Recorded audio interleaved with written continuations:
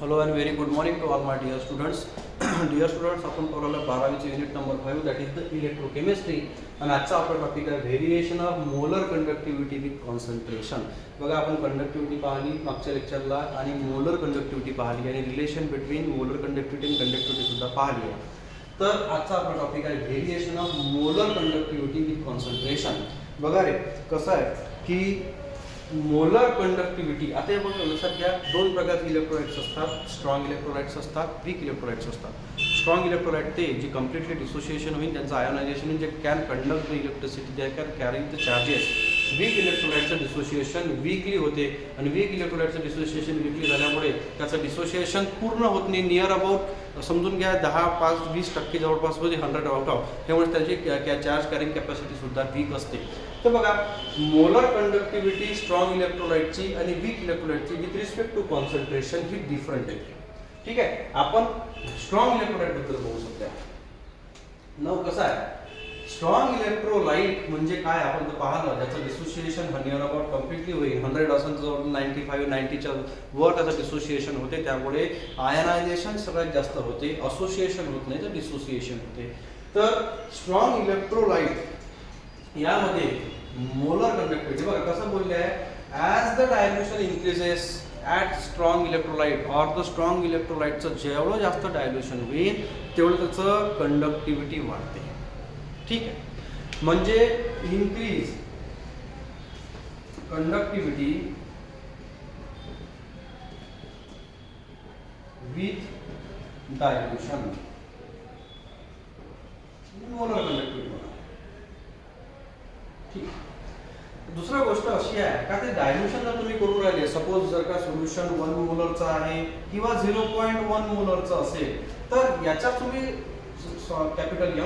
जर याचा मोलॅरिटी जर तुम्ही म्हणजे डायल्युशन करायचं आहे म्हणजे कॉन्सन्ट्रेशन त्याचं कमी करायचं आहे म्हणजे त्याचं डिसोसिएशन अजून वाढायचं आहे. कारण काय होते की जरी ते स्ट्रॉंग इलेक्ट्रोलाइट असेल तर ते नियर अबाउट 90-95% जवळपास त्याचं डिसोसिएशन होते. अजून जर का त्यात सॉल्वंट म्हणजे वॉटर वाढत असेल तर डिसोसिएशनचे पर्सेंटेज वाढू शकतात. ठीक आहे, हेच आपण म्हणू की लिमिट त्याची आहे, लिमिट त्याची 0.001 मोलर म्हणा और द 2 म्हणा 0.0001 मोलर पर्यंत म्हणजे लिमिट आहे.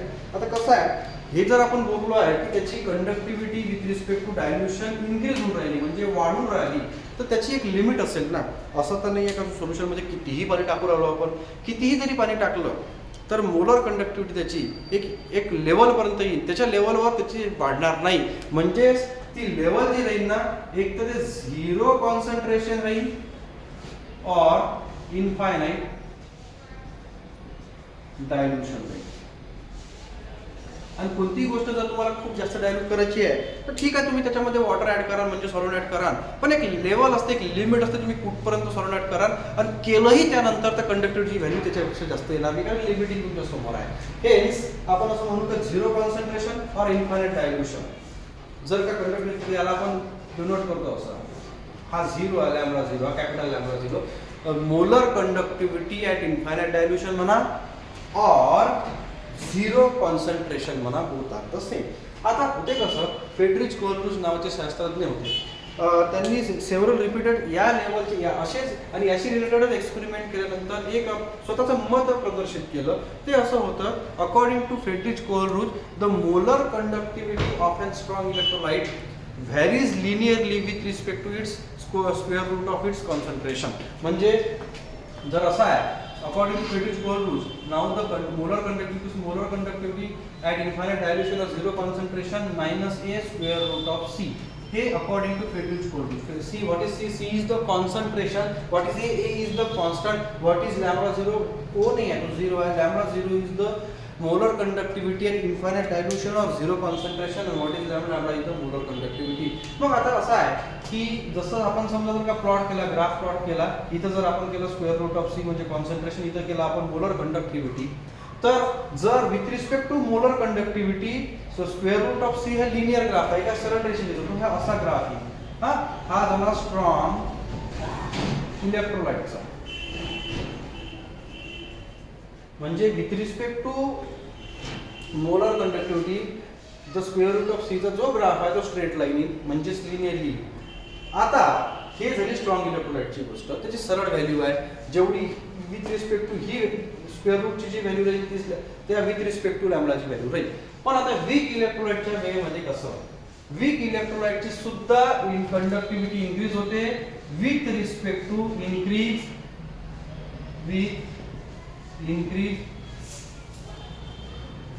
In dilution. ठीक आहे, याची सुद्धा लिमिटिंग व्हॅल्यू तीच राहते. पण याच्यामध्ये असं आहे का molar conductivity of weak electrolyte also increases with respect to the increasing dilution. याची डायल्युशन केल्यानंतर सुद्धा कंडक्टिव्हिटी वाढते. असं म्हणू शकतो आपण की या दोनच्या व्हॅल्यू जरी जवळपास सारख्या पण एकदम जवळपास सारख्या राहत नाही. आता असं आहे लिमिटिंग व्हॅल्यू सुद्धा सेमच राहते त्याची. आता झिरो कॉन्सन्ट्रेशन म्हणा इन्फायनाइट डायल्युशन म्हणा, पण विषय असा आहे का अकॉर्डिंग टू फेडरिच कोलब्रुच त्यांनी सेव्हरल एक्सपेरिमेंट परफॉर्म केले वीक इलेक्ट्रोलाइटचे सुद्धा with respect to the variation of molar conductivity with concentration. तर त्यांना असं वाटलं the value of or the graph plot between the molar conductivity and square root of c is not linear. तो असा येईल, तो ग्राफ असा नॉट लिनियर येतो. हा झाला वीक इलेक्ट्रोलाइटचा. का बरं? कारण वीक इलेक्ट्रोलाइटचा विथ रिस्पेक्ट टू लॅम्बडा आणि स्क्वेअर रूट ऑफ सी चा व्हॅल्यू हे म्हणजे डिफाईन्ड व्हॅल्यू नाही आहे. म्हणजे असं नक्की नाही आहे का तेवढी ही व्हॅल्यूवर ती तेवढीच राहील, तेवढी ही व्हॅल्यूवर तेवढीच राहील. आता होते असं स्ट्रॉंग इलेक्ट्रोलाइटचा हा जो ग्राफ हा लिनियर असल्यामुळे आपण एक्स्ट्रापोलेशन थ्रू करून त्याची कंडक्टिव्हिटी काढू शकतो, मोलर कंडक्टिव्हिटी काढू शकतो. काहून का एक्स्ट्रापोलेशन ही मॅथमॅटिकल टेक्निक आहे. जसं आपण पाहतो मॅच पाहतो घरी का एका ओव्हरात जर 10 रन काढत गेले तर पुढच्या 40 ओव्हरपर्यंत प्रोजेक्टेड स्कोअर किती राहील. कारण का सेम जर का रन काढत गेले तर तो स्कोअर असते, पण ऍक्च्युअली तसा स्कोअर बनत नाही. तो त्याच्यापेक्षा कमी बनते किंवा जास्त बनते. हे प्रोजेक्टेड स्कोअर आहे. सपोज जर का एक गाडी जर का 10 मिनिटात जर तर 2 किलोमीटर चालत असेल तर ती 4 तासानंतर किती किलोमीटर अंतर कापेल याचा एक अंदाज आहे. ठीक आहे. आता जर ती गाडी खरंच जर 10 मिनिटात 2 किलोमीटर जात असेल, जर ही खरंच जर 2च किलोमीटर गेली प्रत्येक 10 मिनिटाला, तर त्याचा आन्सर आपण एक्स्ट्रापोलेशन थ्रू करेक्ट देऊ शकतो. पण जर असं झालं म्हणजे वीक इलेक्ट्रोलाइट सारखं ती गाडी कोणत्या 10 मिनिटाला 3 किलोमीटर झाले, कोणत्या 10 मिनिटाला 1 किलोमीटर झाले, कोणत्या 10 मिनिटाला 5 किलोमीटर झाले, तर त्याचा अंदाजे ग्राफ हा बरोबर येत नाही. तो नॉन लिनियर ग्राफ. मग अशा वेळेस एक्स्ट्रापोलेशन थ्रू आपण त्याचं मोलर कंडक्टिव्हिटी काढू शकत नाही. मग हे मोलर कंडक्टिव्हिटी काढण्यासाठी कोलब्रुच लॉ ऑफ इंडिपेंडंट मायग्रेशन हा वापरावा लागतो. कारण का स्ट्रॉंग इलेक्ट्रोलाइटचं मोलर कंडक्टिव्हिटीची value at infinite dilution or zero concentration तुम्ही काढू शकता. काहून का एक्स्ट्रापोलेशन थ्रू टेक्निक करू शकता. का बरं? कारण का ग्राफ स्ट्रेट लाईन आलेला आहे. 2 किलोमीटर म्हणजे 2च किलोमीटर जाईल प्रत्येक 10 मिनिटाला गाडी. मग प्रत्येक 4 तासाला किती अंतर कापेल हे ते एक्झॅक्ट ठरलं आहे ना. पण विथ रिस्पेक्ट टू जर गाडीची स्पीड जर का प्रत्येक 10 मिनिटाला कमी कमी जास्त झाली तर तो ग्राफ सरळ येत नाही, तो स्ट्रेट लाईन येत नाही, तो नॉन लिनियर ग्राफ येतो. अशा वेळेस तिथे एक्स्ट्रापोलेशन टेक्निक थ्रू आपण त्याचा फायनल आन्सर काढू शकत नाही. हे जर काढायचं असेल तुम्हाला तर मग तुम्हाला कोलब्रुच लॉ ऑफ इंडिपेंडंट मायग्रेशन लावावा लागतो. ठीक आहे, आपण बघू. हे इथपर्यंत समजून घ्या. यानंतर मी तुम्हाला कोलब्रुच लॉ ऑफ इंडिपेंडंट मायग्रेशन समजून सांगतो. हा लॉ थ्रू आपण वीक इलेक्ट्रोलाइटचं सुद्धा मोलर कंडक्टिव्हिटी काढू शकतो. स्ट्रॉंग इलेक्ट्रोलाइटची तर काढतो. वीक इलेक्ट्रोलाइटची सुद्धा मोलर कंडक्टिव्हिटी काढता येते. काय तो लॉ जाणून घ्यायच्या नंतर.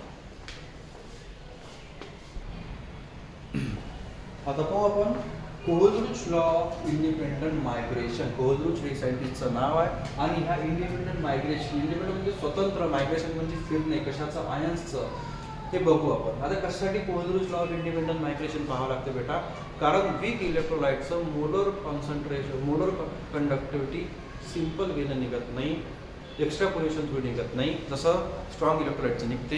हेन्स कोलब्रुच लॉ ऑफ इंडिपेंडंट मायग्रेशन ह्या लॉ थ्रू आपण वीक इलेक्ट्रोलाइटचं मोलर कंडक्टिव्हिटी काढू शकतो. काय आहे लॉ बघा? At infinite dilution or zero concentration. एक तर इन्फायनाइट डायल्युशन म्हणा और झिरो कॉन्सन्ट्रेशन म्हणा. ईच आयन म्हटलं आहे, कॅटायन्स आणि ॲनायन्स दोनच आयन्स असतात. Migrate independently. मायग्रेट म्हणजे फिरणे, इथून तिथे जाणे म्हणजे मायग्रेट होणे, इथून तिथे जाणे म्हणजे मायग्रेट होणे. इंडिपेंडेंटली म्हणजे स्वतंत्रपणे ऑफ इट्स को ion and makes its own contribution to the total molar conductivity of an electrolyte irrespective of the nature of the other ion to which it is associated. ज्याच्या सोबत तो associate आहे तसा. Suppose NaCl चे example घेऊ आपण. NaCl वॉटरमध्ये जायच्या आधी असोसिएटेड आहे सॉलिड मॉलिक्युल. वॉटरमध्ये गेल्यानंतर त्याचं Na positive Cl negative ionization होईल. जेव्हा त्याच्यामध्ये अजून डायल्युशन होईल, इन्फायनाइट डायल्युशन म्हणून 0 कॉन्सन्ट्रेशन होणार. सपोज 0.001 मोलर और 0.0001 मोलर कॉन्सन्ट्रेशन आपण त्याचं एवढं डायल्युशन करू. त्यानंतर किती पण टाकलं तर मग ते काही मोलर कंडक्टिव्हिटी वाढत नाही, जेवढी वाढायची तेवढीच वाढते. तर अशा कंडिशनला NaCl पासून सेपरेट होईल, Na वेगळा मायग्रेट करेल, Cl वेगळा मायग्रेट करेल आणि ह्या दोघांचंही टोटल मोलर कंडक्टिव्हिटीमध्ये कंट्रीब्युशन आहे. मग ते एका गोष्टीचं असो की 10 गोष्टीचं असो. सपोज आपण जर पाहिलं, जर का घरून जर एखादा 2 मित्र एका यात्रेत गेले, ठीक आहे, तर तो मित्र घरून जाताना यात्रेमध्ये जाताना हात पकडून जाईल, पण यात्रेत जेव्हा ते जाईल म्हणजे डिझॉल्व होऊन जाईल, तर एक मित्र वेगळ्या वेळेला जाईल, दुसरा वेगळ्या वेळेला जाईल. त्याच्या टोटल जे गर्दी आहे ते यात्रेची, त्याच्यामध्ये ह्या 2 मुलांनाही मोजावं लागेल ना, कारण यांचं स्वतःचंही कॉन्ट्रीब्युशन त्या गर्दी वाढवण्यामध्ये आहे. हेच आपण म्हटलं आहे इन्फायनाइट डायल्युशन और 0 concentration, each ion migrate independently. अशा कंडिशनला, कोणत्या कंडिशनला? 0 कॉन्सन्ट्रेशन और infinite डायल्युशनला each ion migrate independently. प्रत्येक आयन जो आहे तो फ्रीली असा मूव्ह करत राहतो जेव्हा डायल्युशन वाढतं. ऑफ इट्स को आयन, म्हणजे सोबत जर Na असेल तर को आयन त्याचा Cl झाला, Cl जर विचार करते को आयन त्याचा Na झाला. And makes its own contribution, त्याचं स्वतःचं कॉन्ट्रीब्युशन सुद्धा राहील कशामध्ये? Total molar conductivity of an electrolyte. Conductivity वाढवण्यामध्ये. आता कंडक्टिव्हिटी कधी वाढेल तर नंबर ऑफ आयन्स वाढेल तेव्हाच वाढेल ना. तर and in respect to the nature of the other ion which is associated, त्याच्या नेचरचा विचार न करता, म्हणजे in respective of the nature of the other ion which is associated. आता मी तुम्हाला एक्झाम्पल दिलं होतं, जसं आता कोल्ड नुसार काय होते. नाव the lambda 0, what is lambda 0? Lambda 0 is the molar conductivity at infinite dilution or 0 concentration equals to N positive and lambda 0 is the positive plus N negative lambda 0 negative. काय आहे समजून घ्या. Now what is that? This is the molar conductivity at infinite dilution or 0 concentration. N positive और N negative number of moles of reactant and product. किती मोल reactant, sorry आपण असं म्हणू number of moles of cations and अनायन्स, sorry reactant product नको करू. Number of moles of cations and अनायन्स. What is that? Lambda stands for, this is the lower case lambda. Lambda साठी आहे का molar conductivity of cations and अनायन्स असं दर्शवते. जसं example जर तुम्हाला पाहिजे असेल, मोलर कंडक्टिव्हिटी आपण KCl करू. हा, मोलर कंडक्टिव्हिटी आपण करू KCl. कसे काढावं लागेल? नाव K किती आहे? 1 तर 0, K पॉझिटिव्ह. हां, Cl किती आहे? प्लस. हां, Cl किती आहे? 1च आहे. इथं Cl सिग्नल निघेल हे शाळेला. सपोज अजून एक एक्झाम्पल घ्यायचा आहे आम्हाला. मोलर कंडक्टिव्हिटी काढायची आहे AlCl3. सपोज कसं निघाल ते पहा. नाव लॅम्बडा किती ॲल्युमिनियम आहे? 1च आहे. किती प्लस मध्ये असते ॲल्युमिनियम? 3 प्लस मध्ये, कारण 3 Cl लागले आहे. प्लस किती Cl आहे? 3, त्यामुळे 3. आता ह्या यांचा नंबर इथं झाला 3, इथं 1 असल्यामुळे आपण लिहत नाही. 3 लॅम्बडा 0. किती Cl निगेटिव्ह? अशा वेळेला करावं लागतं. आता किती एक्झाम्पल घेतलं कमीच आहे. आता यानंतर बघू आपण अप्लिकेशन. अप्लिकेशनमध्ये 2च गोष्टी महत्त्वाच्या आहेत. मोलर कंडक्टिव्हिटी काढता येते तुम्हाला, स्ट्रॉंग इलेक्ट्रोलाइटची तर काढता येते, पण वीक इलेक्ट्रोलाइटची मोलर कंडक्टिव्हिटीची एक्स्ट्रापोलेशन थ्रू करत होतो आपण. जे निघत नव्हती ती तुम्हाला या Kohlrausch law of independent migration through molar conductivity of weak electrolyte with respect to strong electrolyte, म्हणजे स्ट्रॉंग इलेक्ट्रोलाइटून वीक इलेक्ट्रोलाइटची मोलर कंडक्टिव्हिटी काढता येते. कशी काढता येते, काय ॲप्लिकेशनचं जाणून घेऊ आता.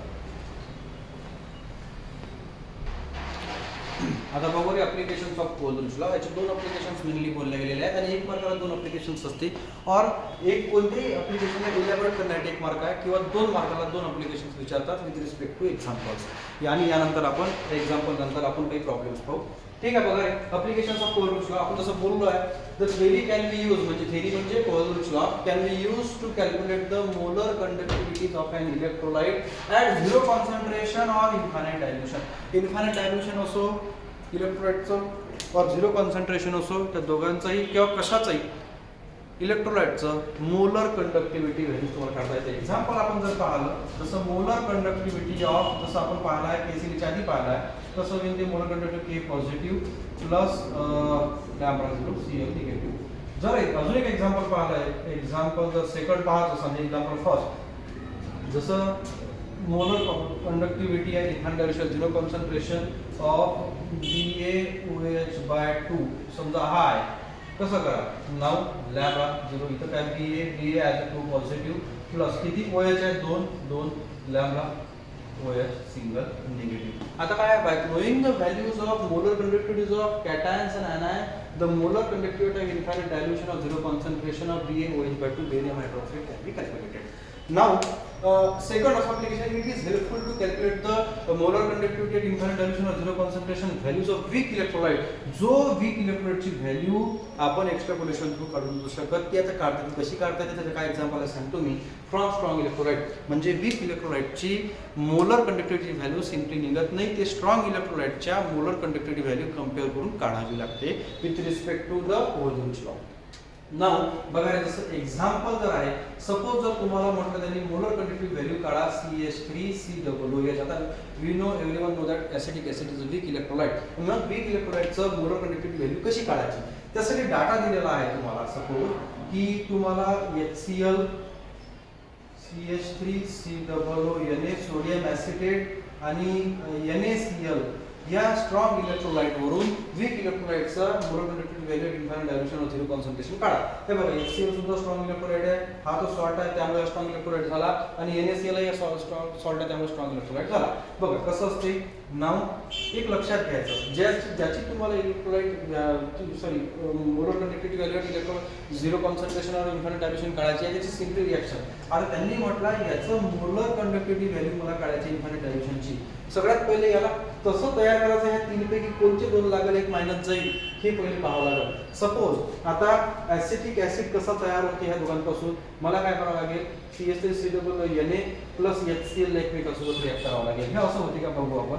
नाव CH3COONA प्लस HCl बघा रे काय होईल NaCl बाहेर निघेल आणि CH3COO आणि हा H काय होईल अटॅच होईल. नाव CH3COO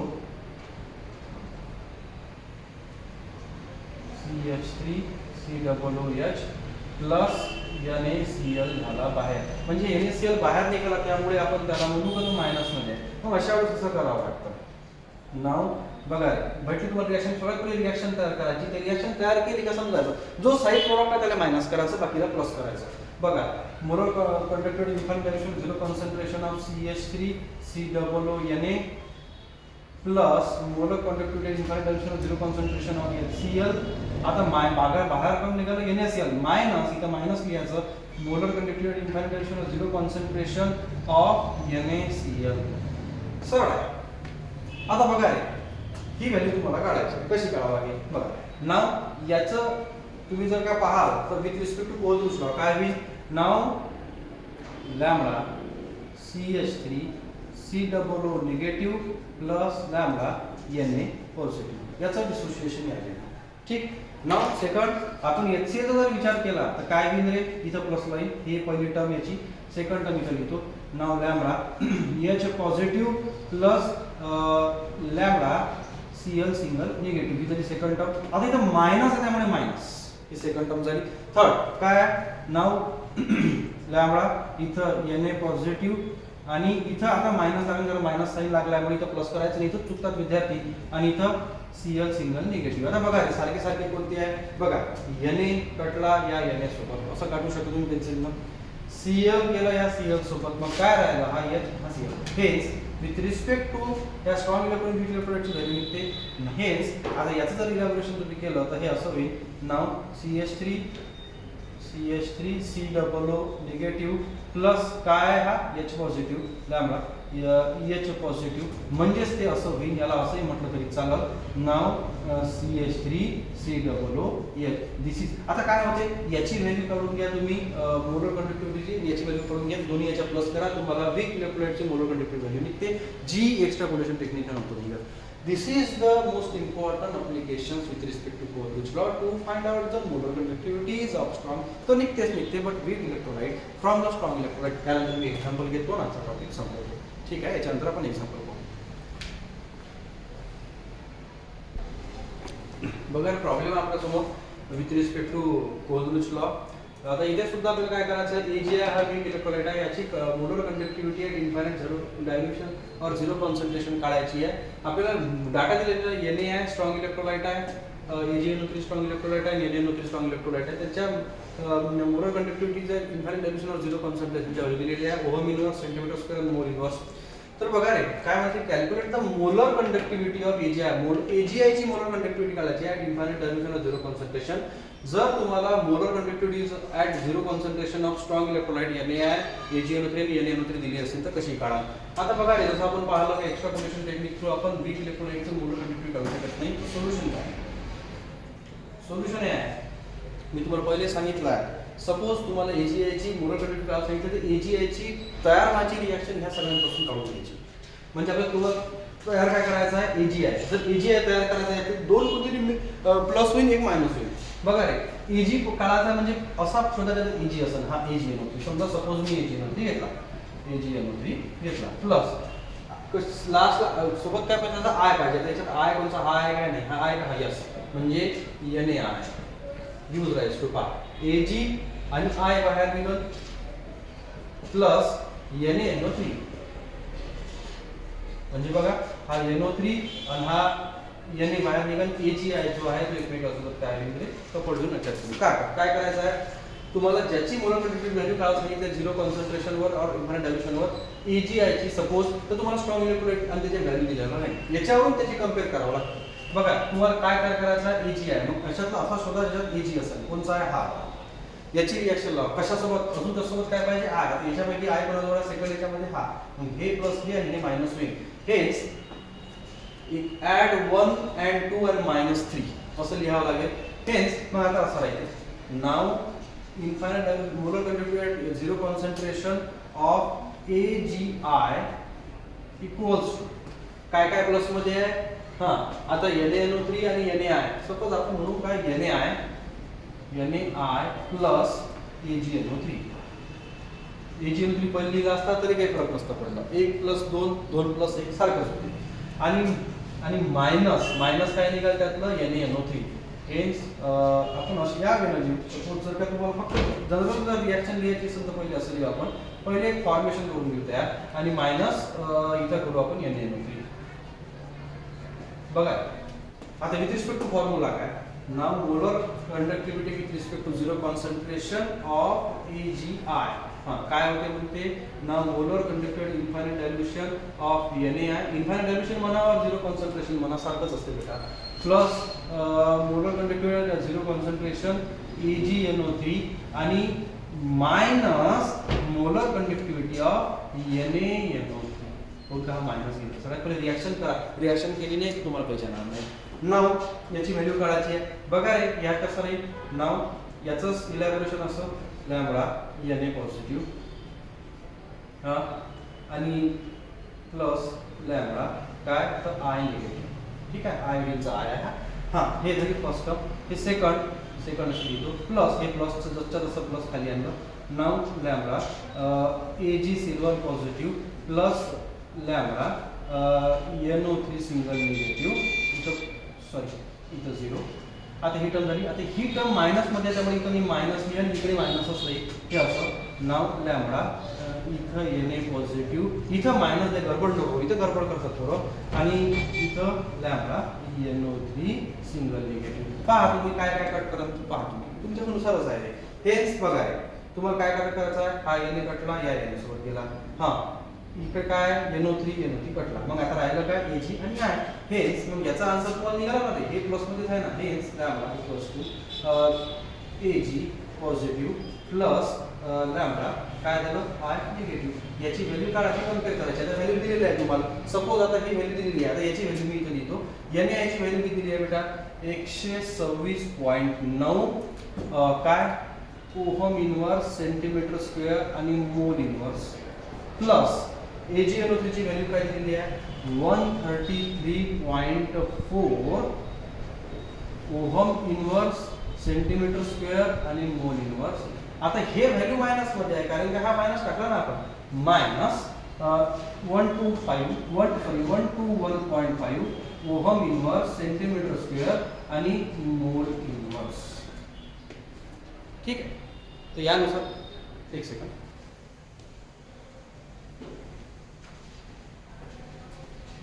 हां, तर यानुसार आता आपल्याला कॅल्क्युलेशन करायचे आहे. Hence now with respect to that the AGI ची व्हॅल्यू आहे आता पहा.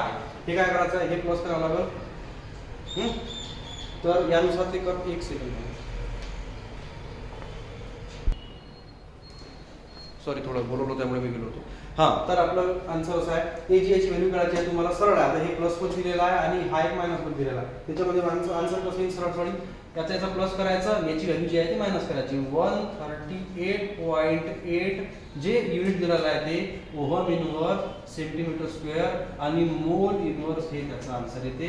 हे अशावरून आपण बोल्ट्झमॅन लॉवरून या वेळेने आपण काढता येते, कारण स्ट्रॉंग इलेक्ट्रोलाइटच्या व्हॅल्यूवरून वीक इलेक्ट्रोलाइटचं जे molar conductivity at infinite dilution or zero कॉन्सन्ट्रेशनची व्हॅल्यू येते.